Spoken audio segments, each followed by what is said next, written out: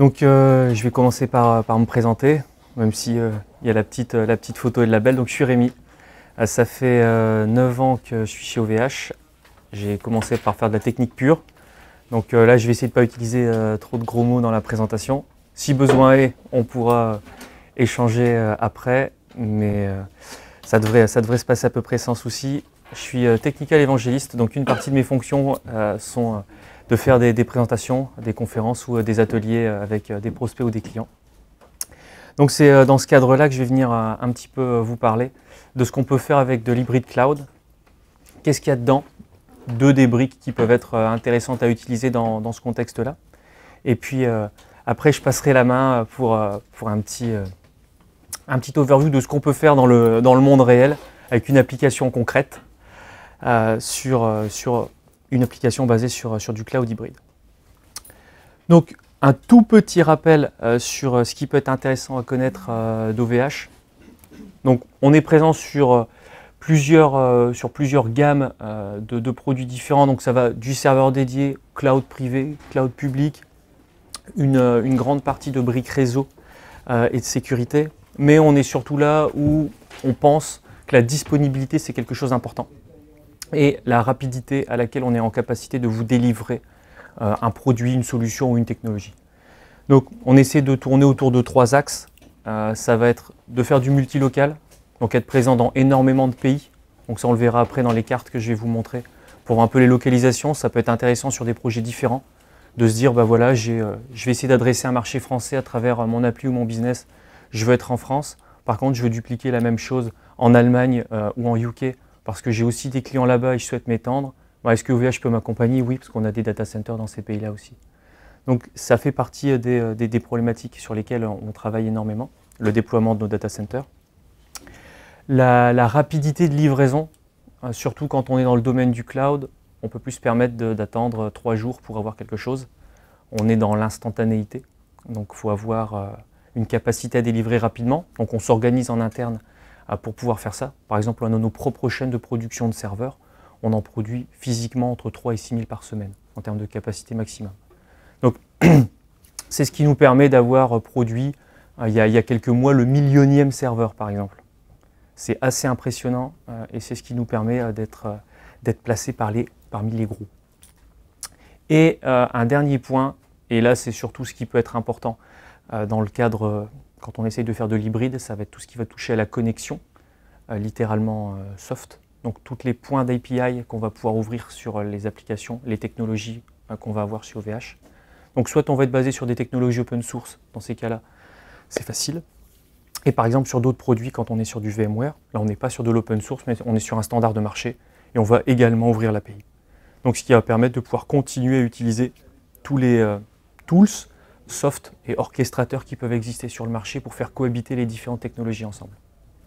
Et on considère que ça fait partie de ce qui devrait être de série sur énormément de produits.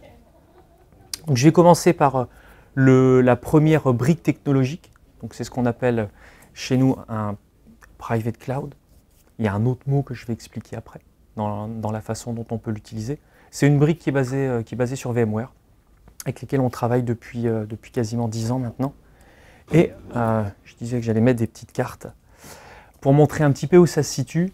Donc toutes les villes en bleu sont les endroits dans lesquels on a des data centers. Et là où il y a le petit macaron vert, donc ce sont les data centers dans lesquels on a ce produit.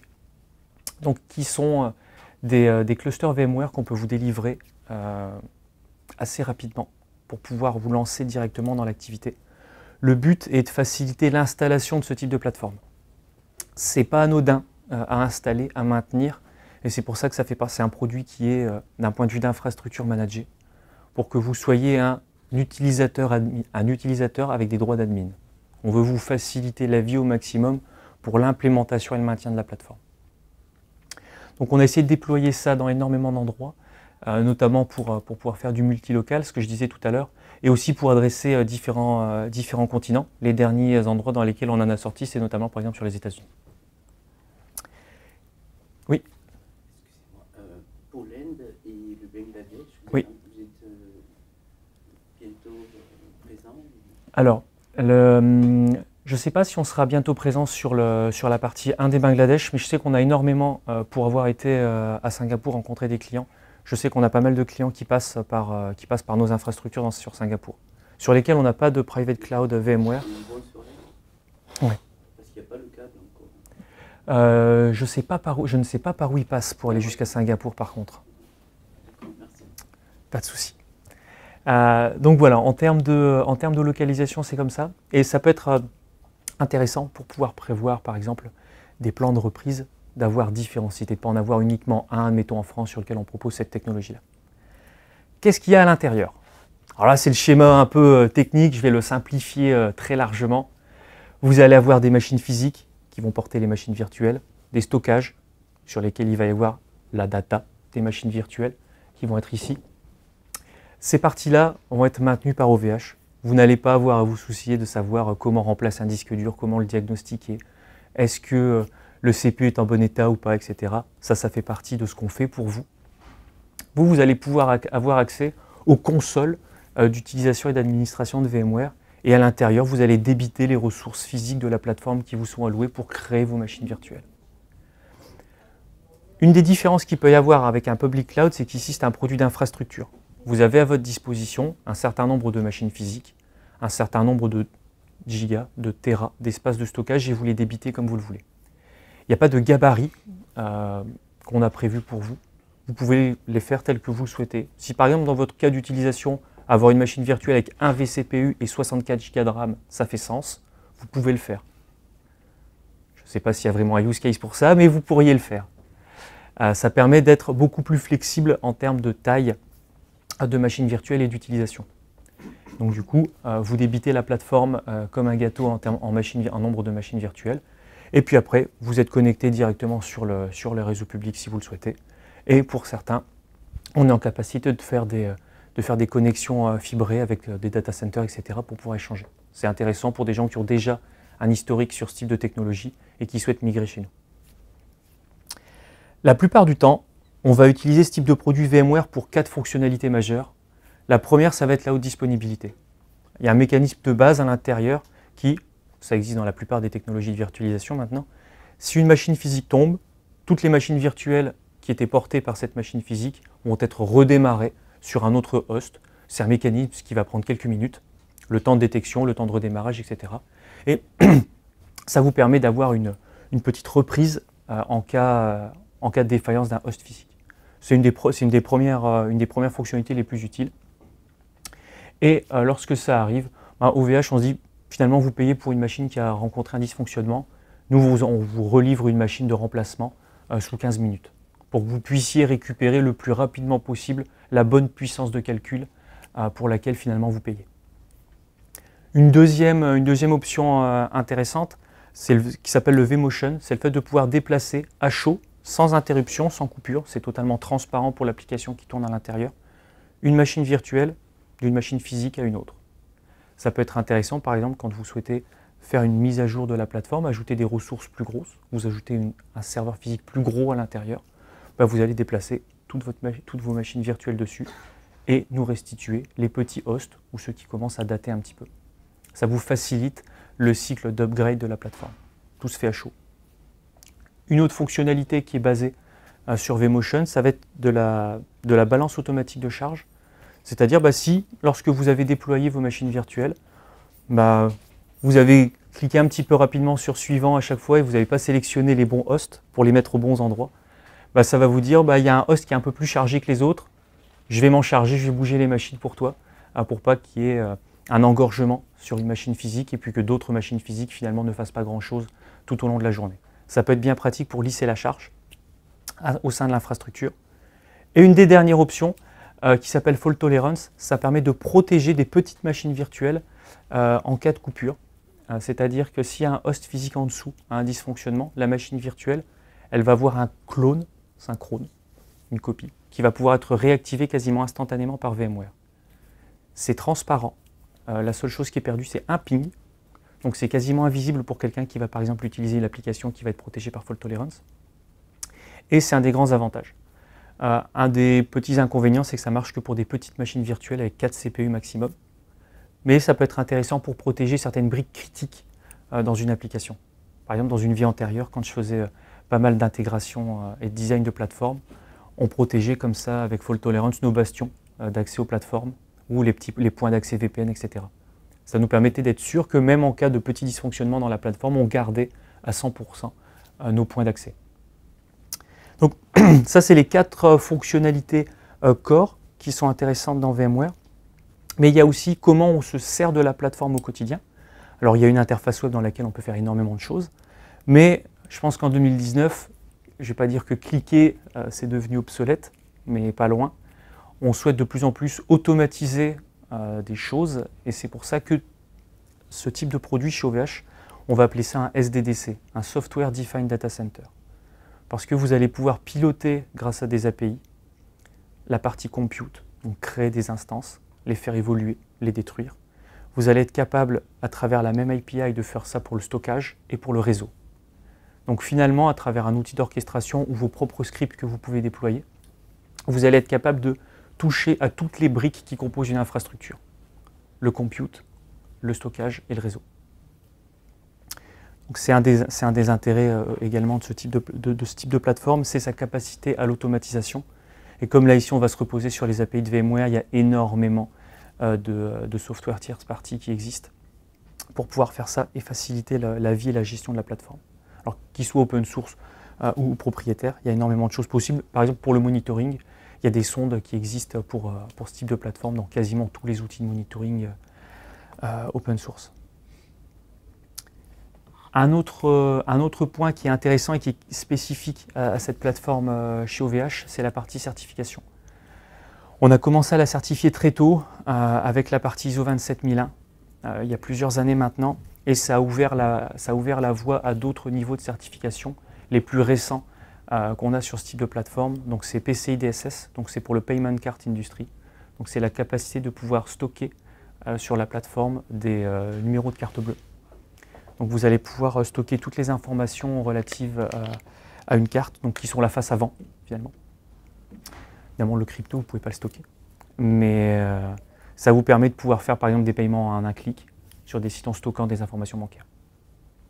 Ça nous permet aussi de travailler avec des banques, etc. Ça fait partie des prérequis qu'il peut y avoir d'un point de vue business. Et il existe la même chose pour la santé. Donc c'est hébergement de données de santé ou IPAA en fonction de où est-ce qu'on se positionne par rapport à l'Atlantique, Europe et US.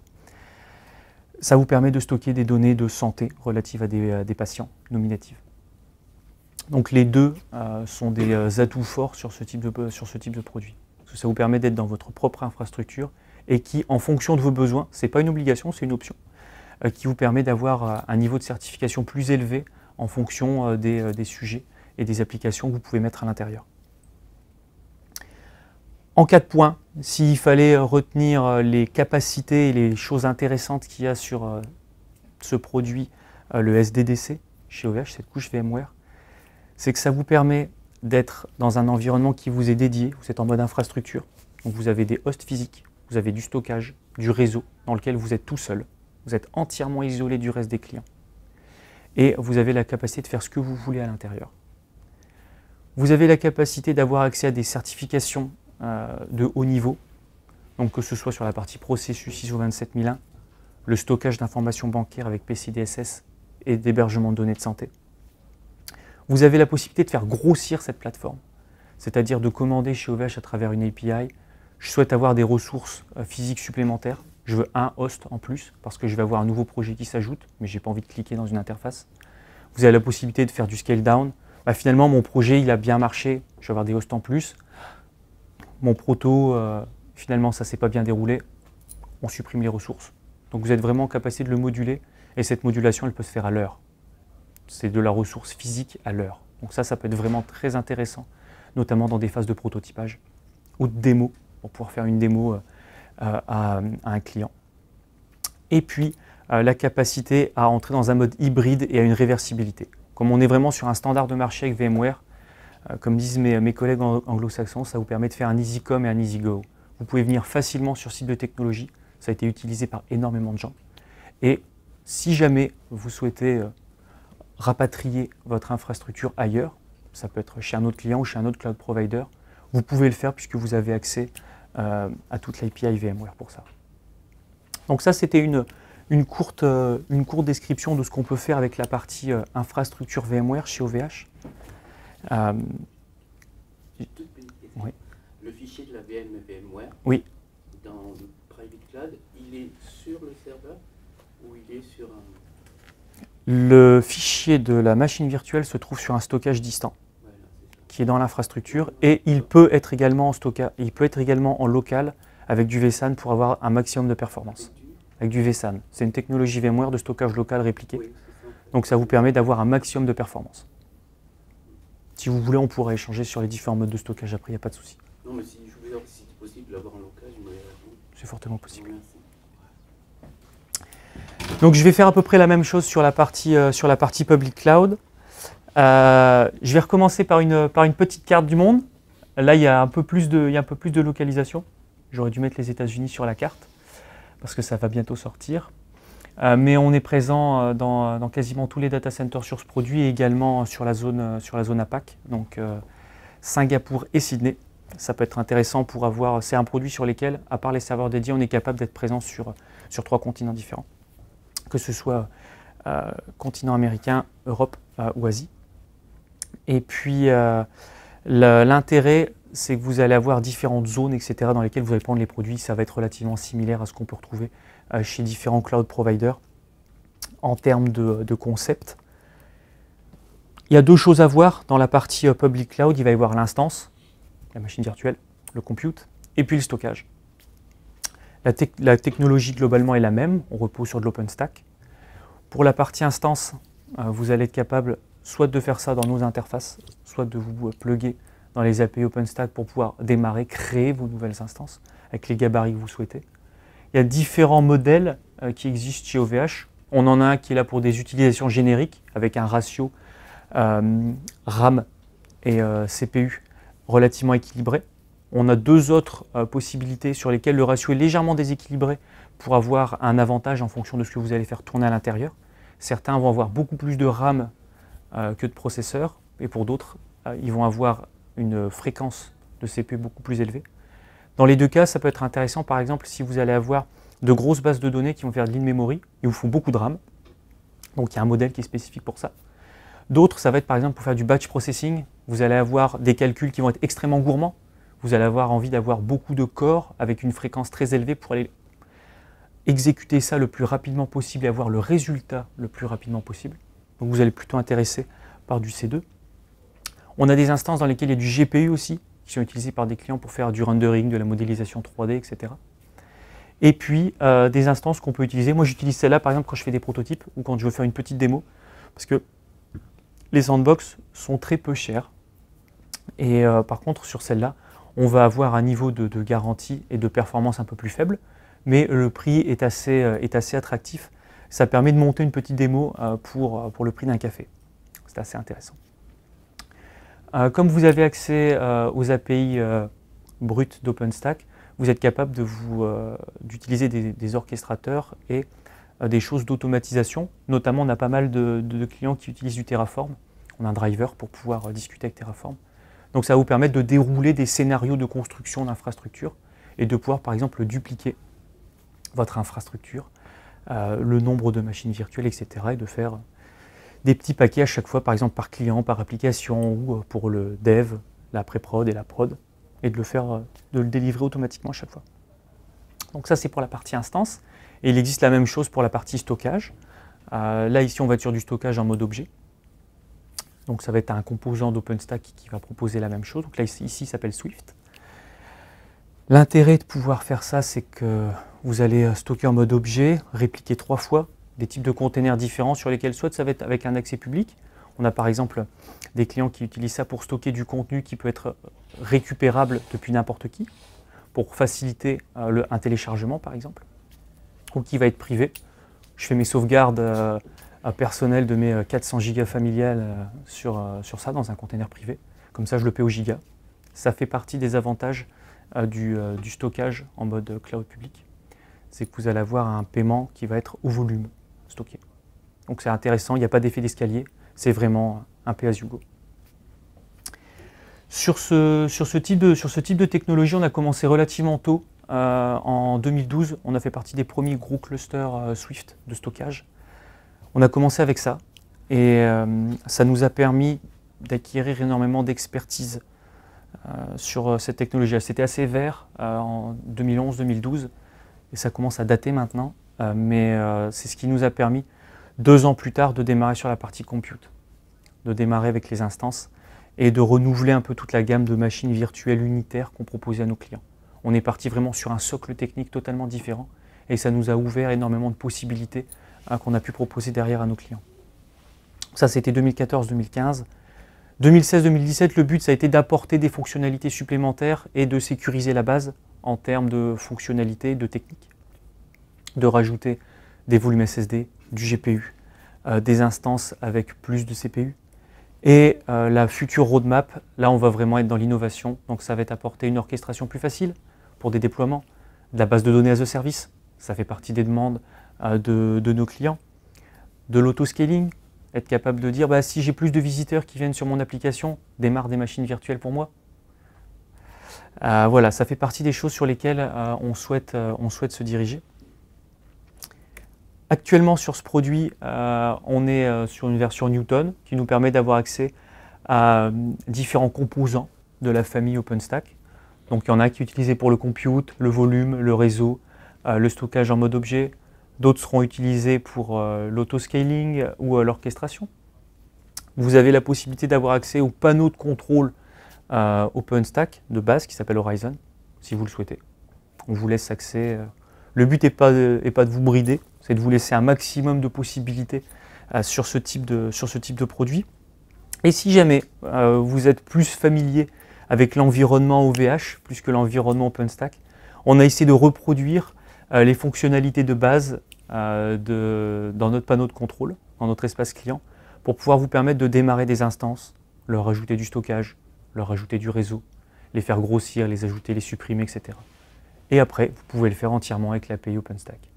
Donc ça vous donne 3 possibilités de manipuler le produit en fonction de ce que vous souhaitez faire ou de votre niveau de technicité. 2 chiffres. Un premier, ça va être, je disais que la première brique sur laquelle on avait commencé, c'était Swift pour le stockage. Ça nous permet d'avoir un des plus gros clusters, à ma connaissance, de stockage en termes de volumétrie. On est aux alentours de 150 pétas stockés, ce qui est, je trouve, monumental en termes de volume, surtout pour un provider européen et pas US. Et pour avoir la même idée, en termes d'instances, de machines virtuelles, on est aux alentours de 260 000 instances qui tournent sur le public cloud OVH, sur les derniers chiffres que j'ai pu avoir. Donc voilà, ça vous permet de vous donner une petite idée sur ce qu'on peut faire. Là, on est plus dans un mode de consommation de l'instance, de se baser sur des gabarits préexistants. En fonction de ce qu'on souhaite en faire, est-ce que je souhaite avoir un CPU plus gros, plus de RAM, je fais du GPU parce que je vais faire des calculs assez particuliers, et puis de les consommer unitairement et de les rajouter dans le même projet. Donc là, ce n'est pas une vue d'infrastructure, c'est vraiment une vue de consommation comme on peut avoir en termes d'applicatifs métiers ou de DevOps. Et là maintenant, je vais vous montrer 3 slides assez simples sur comment on peut consommer les deux en même temps et quels sont des use cases que moi je vois fréquemment en rencontrant des clients ou en discutant un petit peu technique avec mes collègues qui sont avant-vente dans certains verticaux chez nous. Un des premiers, les plus faciles et entre guillemets les plus anciens, ça va être d'avoir du front-end. La plupart des gens qui vont utiliser de l'infrastructure chez nous pour pouvoir avoir un site web vont par exemple avoir ce que j'appelle en termes non techniques le cœur de la meule. Donc ce qui va être intéressant pour eux, leur SI, là où il y a vraiment de la valeur, les bases de données, etc., tout ce qui est critique. Ils vont l'héberger dans du SDDC, dans la partie cloud privée VMware chez nous, parce que ça va leur apporter énormément de fonctionnalités de survie à l'intérieur et une certaine facilité à migrer l'infrastructure qu'ils avaient peut-être déjà avant. Et finalement, ils se disent, pour des questions de déploiement et de mise à l'échelle, ils ne savent pas forcément quand est-ce qu'il va y avoir un pic d'activité et ils souhaitaient avoir quelque chose qui se déploie beaucoup plus vite et qui s'adapte un peu mieux à leur consommation, surtout d'un point de vue de budget. Typiquement, il y a quelques années maintenant, j'avais travaillé avec une station de radio et un club de foot et ce qu'ils faisaient, c'était comme ça. Ça leur permettait d'avoir 99% du temps, toute leur infrastructure était sur la partie VMware. Ils avaient quelques frontaux à l'intérieur. Et en cas de, par exemple, match ou émission une fois par an où on donne un award, et ben voilà, on va démultiplier l'infrastructure, on va ajouter 10 fois plus de frontaux sur la partie public cloud pendant, admettons, 2 jours. Et une fois que c'est terminé, on va tout recouper. Du coup, vous sous-entendez que c'est plus rapide d'obtenir de nouvelles machines sur la partie publique que sur la partie privée? C'est pas forcément. On va arriver plus rapidement au résultat. On pourrait avoir de la même façon aussi rapidement un host physique dans du private cloud qu'on va avoir une instance dans du public cloud. Ça va juste squeezer un step qui va être se faire livrer un host physique, déployer la machine virtuelle à l'intérieur de la stack private cloud et sur le cloud public, on va directement avoir son instance, sa machine virtuelle, mais c'est surtout d'un point de vue de pricing. Si on compare le coût de la ressource, le gigahertz et le giga de RAM va être plus cher légèrement plus cher sur une plateforme private cloud parce qu'il va y avoir une partie de licensing, de performance, etc. Donc ça peut être plus intéressant pour de l'éphémère de travailler avec du public cloud en frontal. J'ai le cas de clients également qui absorbent 100% de leur charge sur du private cloud, mais parce que par exemple pour des questions, là c'est pour des questions de certification, c'était pour du bancaire, ils ne pouvaient pas se permettre d'avoir une partie de leur SI qui sort d'un espace certifié. Donc ils absorbaient même plus de charges que les deux exemples que je viens de citer sur du private cloud, mais là ils ne pouvaient pas faire autrement. En termes de rapidité, on est à 5 minutes d'écart peut-être. Ça va être le gap entre je me fais livrer en quelques minutes mon host physique, en quelques minutes je déploie ma machine virtuelle, versus en quelques minutes je me fais délivrer une machine virtuelle. On squeeze un step qui va peut-être durer 5 minutes. Quand on a les minutes près, ça peut être intéressant, mais honnêtement, généralement, c'était plutôt fait pour des questions de prix. Donc, c'est un des modèles qui peut être utilisé comme ça, pour faire finalement, pour utiliser le gros mot, pour faire de l'offload, donc avoir finalement toute la partie frontale, parce que c'est creux, il n'y a pas de données à l'intérieur. Ça va être tous les Apache ou les Nginx qui vont être en frontal, qui vont venir taper dans les bases de données qui sont côté private cloud. Et de ce côté-là, ils faisaient grossir les bases ou ils rajoutaient des nœuds dans les clusters de bases de données pour encaisser un peu plus de requêtes. Donc ça, c'est un premier exemple. Un deuxième, ça va être séparer toute la partie prototypage, développement, staging de la partie prod. La plupart du temps, ça va être pour des questions de cycle de vie et de coût. Est-ce que ça vaut le coup de payer de la ressource réservée de haute qualité avec une licence VMware pour des prototypes qui vont peut-être avoir 4 heures de durée de vie? La plupart du temps, quand je discute avec des clients, quand je regarde la quantité de ressources qui est nécessaire à leur dev et à leur prod, parfois c'est quasiment la même chose. C'est-à-dire qu'ils vont avoir, admettons, 20 machines pour la dev, 20 machines pour la prod. Ils se disent, je ne peux pas me permettre d'avoir la moitié de ma facture de production qui soit occupée par du développement. C'est compréhensible. Donc dans ces cas-là, ils cherchent un plan B et c'est vraiment adapté pour ça. C'est-à-dire, ils me disent, quand les devs arrivent le matin, finalement, ils appuient sur un bouton, ils vont faire démarrer leur machine dans laquelle ils vont travailler. Et puis à 18 h, on appuie sur le bouton, on coupe tout. Ce qui fait que de base, la ressource est légèrement moins chère, mais en plus, ils ne vont pas l'utiliser 24/24. Donc il y a vraiment un gain à pouvoir faire ça. Moi, je m'en sers pour faire des démos. J'en parlais tout à l'heure avec un collègue. Quand je vais devant des étudiants, je démarre ma démo une demi-heure avant. Après avoir fini ma démo, j'arrête tout. Donc je vais avoir une facturation de 3 heures pour 30 d'instances, mais je vais avoir que 3 heures. Donc pour ce cas d'utilisation, c'est très intéressant. Donc pour avoir ça de séparé. Et ça permet aussi d'utiliser des technologies différentes. Alors, ça peut paraître bizarre de dire c'est un intérêt d'utiliser des technologies différentes, mais ça va forcer à avoir un certain niveau d'abstraction et d'orchestration.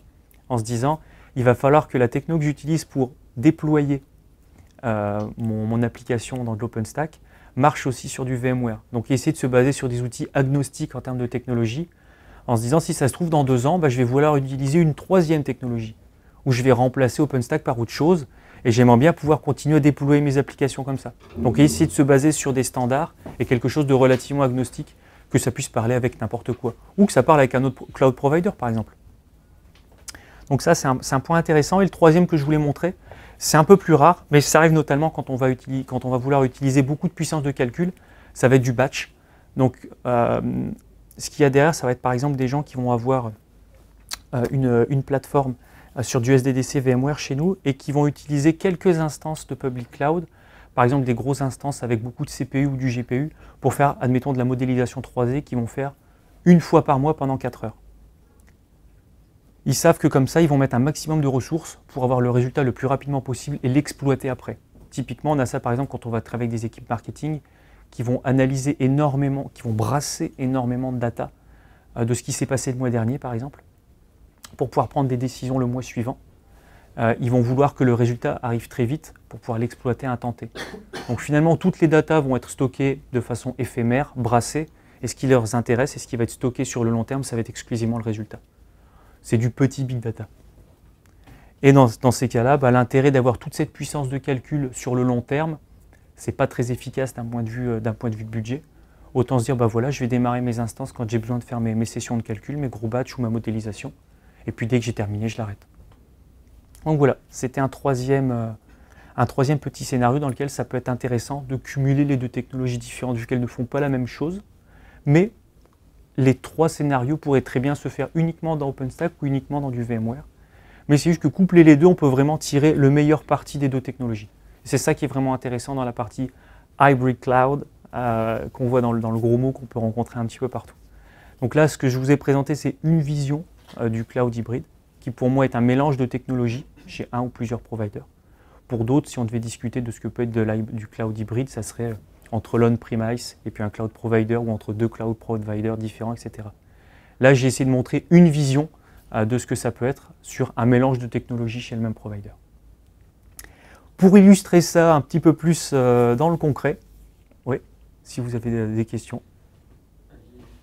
Oui, peut-être une remarque, parce qu'il y a un cas de figure que l'on voit aussi qui associe les serveurs dédiés, c'est-à-dire que dans un cycle de maturité qu'on rencontre chez des grands comptes en règle générale, vous commencez par du serveur dédié, vous allez avoir éventuellement de la GPU, et puis en évolution, vous pouvez être amené à évoluer vers du public et du privé, et ça de manière assez souple. C'est quelque chose qu'on rencontre dans des domaines bancaires, dans des domaines finalement où on a des traitements assez atypiques. Donc ça fait partie de la maturité hybride que l'on constate sur le marché. Pour certains clients, c'est finalement tripartite en termes de technologie avec un morceau de private cloud, du SDDC, VMware et puis des serveurs dédiés pour certains types d'utilisation assez particulières. Les trois types de technologies peuvent finalement cohabiter ensemble. Et à ma connaissance, on fait partie des quelques providers qui ont les trois technologies. C'est plutôt rare. Du coup, vous réservez le local SDDC au private cloud? Parce qu'en fait, le public cloud, il est quelque part aussi SDDC, software defined. Il est software defined, c'est juste pas basé sur la même technologie. Le terme SDDC pour nous, on le réserve à la technologie VMware dans le sens où il y a une notion de data center inhérente et qui existe dans le vocabulaire VMware. C'est-à-dire vous avez littéralement une ligne data center à l'intérieur qui contient des clusters, qui contiennent des hosts, qui contiennent des machines virtuelles. Dans l'arborescence à l'intérieur de l'utilisation VMware, le mot data center existe. Et c'est un produit d'infrastructure dans lequel vous avez vraiment de la ressource physique pour vous. Même si sur la partie public cloud, vous avez une petite couche d'abstraction supplémentaire au-dessus. Vous n'avez pas à vous préoccuper de savoir est-ce qu'il reste suffisamment de ressources physiques pour pouvoir héberger ma future instance MongoDB par exemple. Vous ne vous posez pas la question en mode public cloud. Donc vous avez une notion d'abstraction où le data center n'existe pas forcément. On va plutôt parler de région quand on va être sur du public cloud. Et du coup, avec le private cloud, il faut d'abord... est-ce qu'on peut tout faire avec les API VMware ou est-ce qu'il faut d'abord provisionner les hosts avec les API OVH ou Terraform? Alors, pour tout ce qui va être gestion de l'infrastructure, donc les hosts, les stockages, vous pouvez les commander à travers une API OVH. Et tout ce qui va être manipulation de l'infrastructure, vous pouvez faire ça dans une API VMware. Donc généralement, on voit un ou deux calls OVH de livraison de plateforme, mais qui sont utilisés, on va dire, relativement rarement, pour pouvoir faire grossir ou réduire la plateforme. Et puis après, tous les calls VMware qui vont être pour l'utilisation de la plateforme. Le fait de déplacer des VM, de les faire grossir, de leur rajouter un disque, etc. Tout ça va être fait avec des calls VMware. Pas de souci. Donc du coup, pour rentrer un petit peu plus dans le concret, je vais passer la main tout de suite. Attends, je vais juste sortir, je te laisse. Vas-y. Donc bonjour, moi je vais vous présenter Naorinov et donc je vais bien sûr vous parler un peu de la société et comment on utilise finalement les différents outils OVH pour notre infrastructure. Donc Naorinov en fait c'est une société qui développe une plateforme dans le domaine de la santé. Mais avant de vous en dire un peu plus, je vais commencer par présenter l'équipe, me présenter également. Moi, je m'appelle Dan, je suis docteur en toxicologie et notamment donc avec Eric, mon associé, et qui lui est informaticien, et Ornella qui est diététicienne. On a vu qu'il y avait un besoin, notamment dans tout ce qui était maladie métabolique. Donc, je vais vous expliquer ce dont il s'agit. Mais du coup, bon, pour pouvoir développer la société, l'équipe a un peu grossi. On a des développeurs, Doris et Soda, et puis on a Anne-Sophie pour la communication, et Emmanuel qui nous aide sur la partie électronique dont on parlera un petit peu plus tard. Alors je vous ai parlé de maladies métaboliques, vous allez dire c'est quoi? Mais en fait vous les connaissez. Les maladies métaboliques, c'est le diabète, c'est l'obésité, c'est les cancers digestifs, c'est les cirrhoses. C'est l'apnée du sommeil, les maladies cardiovasculaires, tout ça, ça vous parle un petit peu, peut-être un peu moins NASH, fibrose, je peux vous en dire un mot. Les NASH, en fait, c'est des patients qui vont avoir des cirrhoses alors qu'ils ne prennent pas d'alcool. C'est essentiellement lié à une surconsommation de soda dans les facteurs qu'on a pu déterminer. La fibrose, pour schématiser un peu, c'est un durcissement des tissus et notamment du foie. Alors pourquoi est-ce qu'on s'intéresse à ces maladies? Parce que malheureusement, ces maladies touchent beaucoup de monde. On estime qu'il y aura environ 440 millions de personnes qui seront touchées en 2030. En France, on a 3 millions de cas uniquement pour le diabète. On est à 500 000 diabétiques qui s'ignorent. Et on a 400 nouveaux cas chaque jour de personnes qui sont diagnostiquées diabétiques. Si on regarde par exemple pour tout ce qui est obésité et surpoids, on se rend compte qu'on a également des chiffres assez impressionnants. On avait 2,1 milliards de personnes qui étaient en surpoids en 2013. Il y a effectivement des enfants malheureusement qui sont également touchés. Bon, je ne vais pas rentrer dans tous les chiffres, mais en gros c'est un vrai problème de santé publique.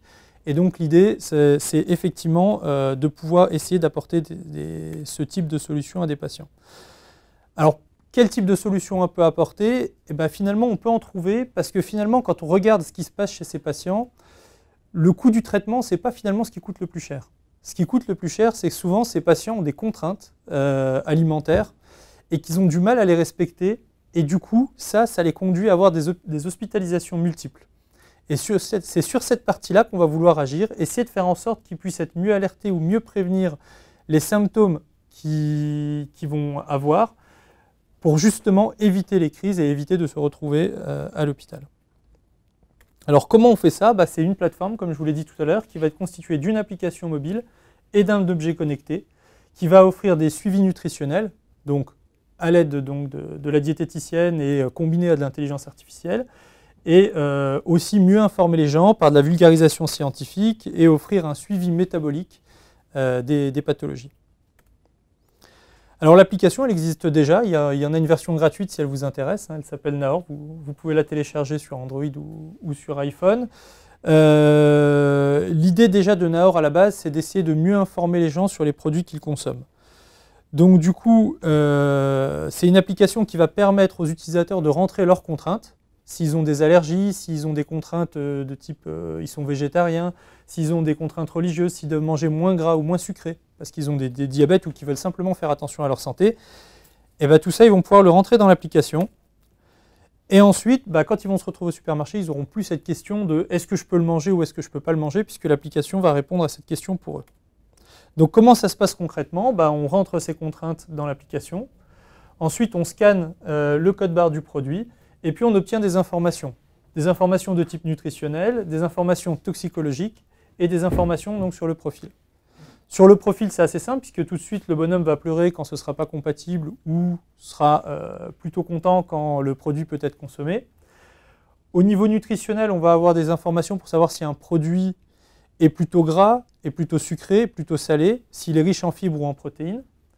Et puis, au niveau toxicologique, c'est l'analyse de tous ces fameux E, dont on ne sait jamais vraiment ce que ça veut dire. Donc l'idée là, c'est qu'on va pouvoir vous donner des informations sur les additifs, et vous allez pouvoir voir s'il y a des effets qui ont été identifiés ou pas chez l'homme sur ces additifs. Et bien sûr, évidemment, ce qui est intéressant, c'est à chaque fois de pouvoir trouver des produits alternatifs. Alors là, ce qui se passe quand on scanne un produit, hein, donc vous avez une note nutritionnelle, vous avez peut-être entendu parler du NutriCode, le fameux ABCD.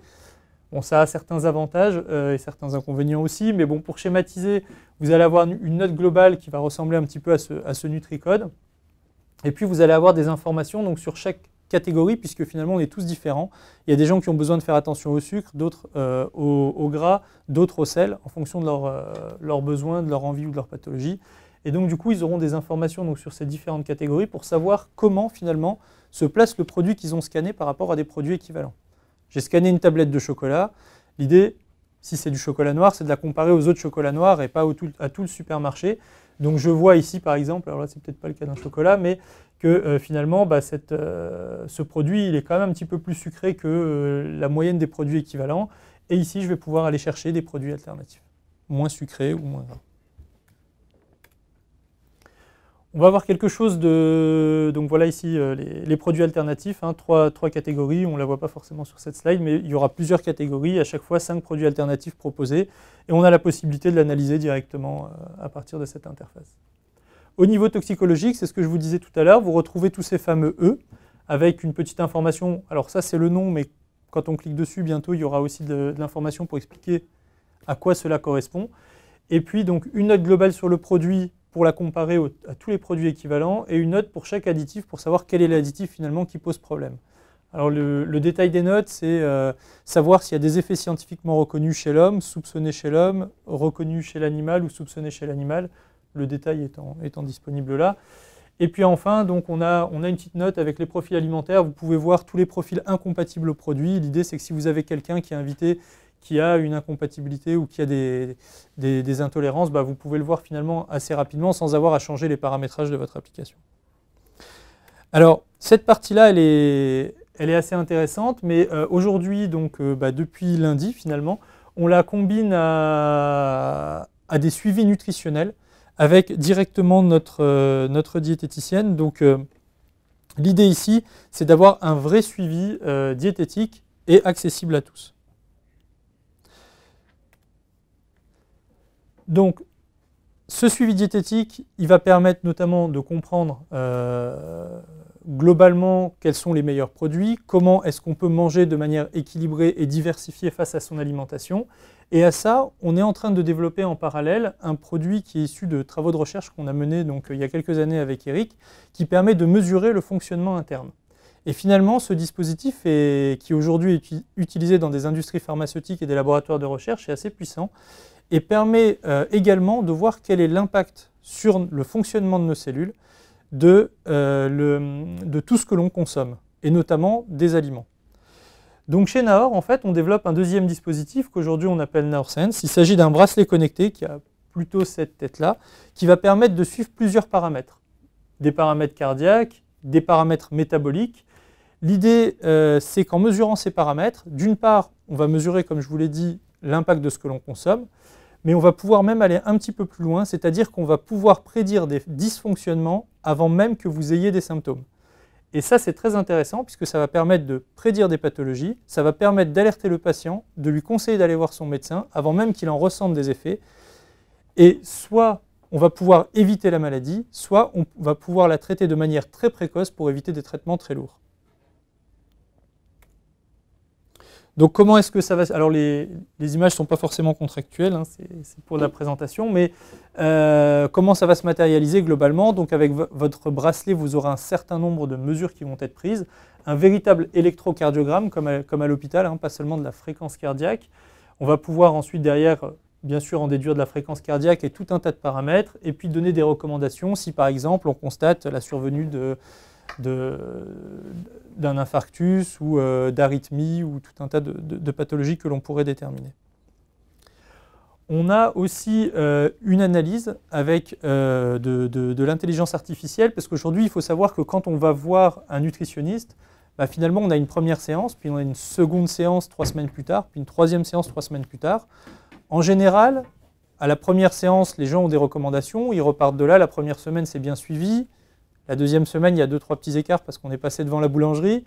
La troisième semaine, on n'est plus trop... on a oublié quelques règles. Donc l'idée ici chez nous, c'est effectivement de proposer une analyse qui va se passer entre les deux séances par de l'intelligence artificielle, qui va nous alerter en cas d'écart trop important, pour finalement avoir une séance qui sera beaucoup plus proche parce qu'on se rend compte qu'il y a trop d'écart, au lieu d'attendre les 3 semaines et finalement de repartir pratiquement à zéro. Et puis, associé à l'objet connecté, on aura aussi les mesures donc, du métabolisme. Donc, c'est un petit peu plus compliqué, là je ne vais pas rentrer dans le détail. Mais l'idée, c'est que là aussi, on va pouvoir faire ces analyses et on va, au-delà de pouvoir savoir ce que vous allez manger, on va pouvoir déterminer exactement combien de sucre, combien de graisse, combien de protéines votre organisme a réellement ingéré de ce que vous avez mangé. Et avec toutes ces mesures, on va pouvoir en déduire finalement un certain nombre de pathologies ou d'écarts à la normale, entre guillemets, et c'est là qu'on va pouvoir vous fournir des conseils personnalisés. Alors voilà globalement ce que l'on fait. Si vous avez des questions, j'y répondrai, mais c'est pour ne pas être trop long et rentrer trop dans les détails. Et là, on va essayer de vous expliquer, et puis je pense que je vais laisser parler un peu Eric, il est plus compétent que moi sur la question, comment est-ce qu'on utilise les différents produits OVH dans notre infrastructure, justement pour gérer ces questions. Je te laisse faire cette... Alors, bonjour à tous, alors, je suis Eric. Nous, la structure un peu, comment se définit ça, définit un peu notre partie, on va dire, tout ce qui ne se voit pas derrière l'application. Donc on a eu, grâce au Digital Land Patch, accès justement à un SDDC qui est certifié du coup HDS, parce que nos données qu'on va héberger, alors pour l'instant, ne sont pas ultra sensibles, mais ça va le venir par la suite, c'est toutes les données de santé.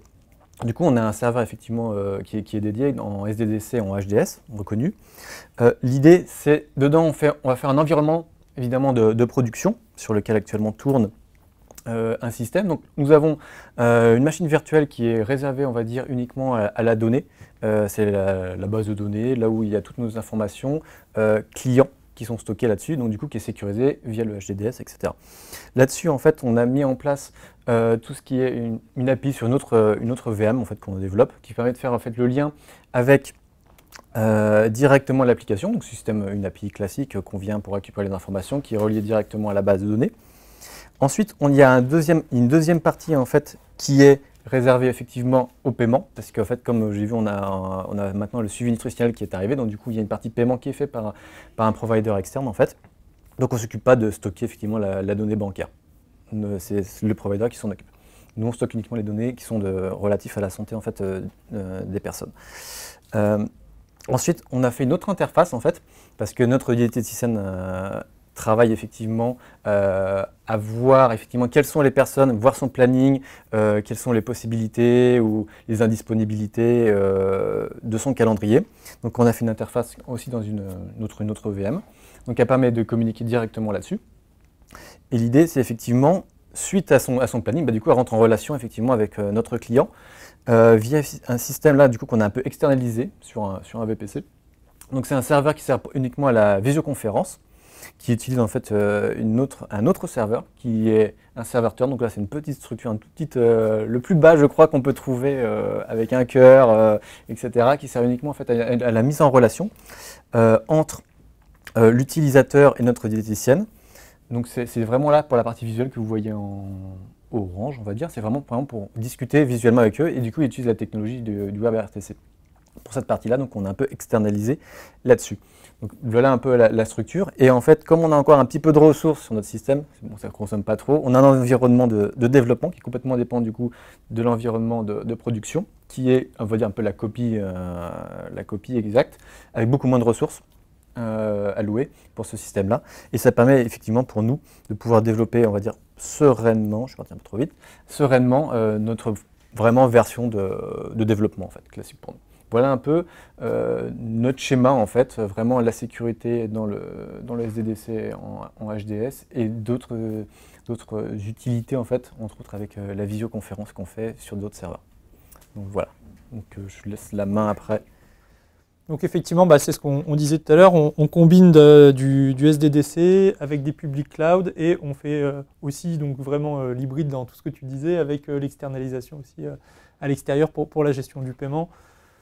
Donc voilà un petit peu comment on a agencé les différents outils que OVH nous a mis à disposition pour notre infrastructure.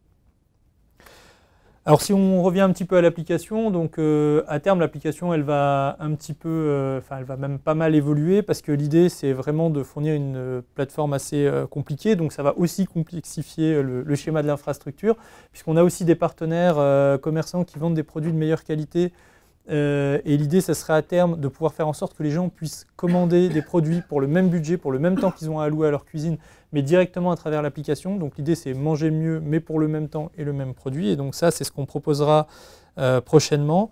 À beaucoup plus long terme, on s'intéressera à l'apnée du sommeil, mais ça, j'avoue qu'effectivement, on recule un petit peu cette étape-là parce qu'on doit avancer sur d'autres sujets. Et puis, ce qui est un petit peu à plus court terme aujourd'hui, puisque ce dispositif intéresse pas mal les médecins et qu'on souhaite à terme aussi être reconnu en termes de dispositif médical, c'est qu'on va démarrer des essais cliniques un petit peu plus compliqués et on a pas mal de médecins qui sont intéressés pour intégrer ces parties-là dans leur système informatique. Donc on aura aussi un gros travail qui sera à faire en termes d'infra sur ces sujets-là. Voilà. Si je termine, on intéresse quelques personnes quand même, puisqu'on a la chance de pouvoir notamment d'avoir un suivi Digital Launchpad. On travaille aussi avec Microsoft et l'école AI pour tout ce qui est développement de nos intelligences artificielles. Et du coup, là, on a une première version qu'on a reçue la semaine dernière, qu'on est en train de tester chez nous, qui marche plutôt pas mal, on en est plutôt content. Et on a donc Savoir Sport Santé, qui est un groupement de professionnels de santé, de patients, avec qui on travaille également. Voilà, si on veut résumer, je dirais que Naor, c'est un outil de médecine prédictive, en tout cas c'est ce qui tend à devenir, qui ambitionne de détecter les pathologies avant la survenue des premiers symptômes et limiter les traitements lourds. Si vous avez des questions, je vous remercie de votre attention.